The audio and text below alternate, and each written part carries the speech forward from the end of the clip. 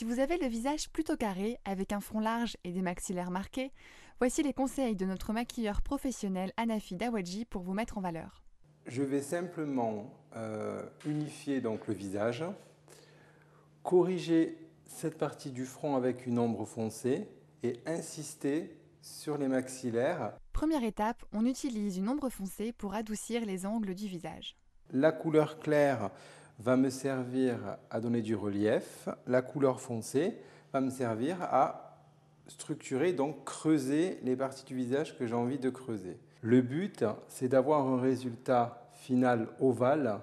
Donc j'utilise le fard foncé à la racine du cheveu au niveau du front et à chaque extrémité. Et je vais aller me concentrer sur les maxillaires pour affiner le bas du visage.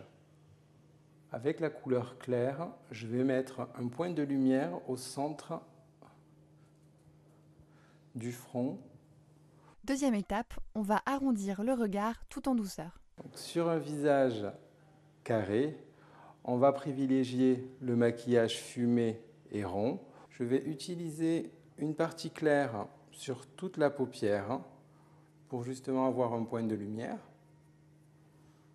Donc, je pose la couleur foncée sur la paupière mobile de manière à obtenir un résultat fumé et une ombre ronde pour adoucir son regard et surtout pas tirer la couleur vers l'extérieur. Donc je vais maquiller le sourcil de manière arrondie pour avoir une belle harmonie entre la partie inférieure du visage et le sourcil.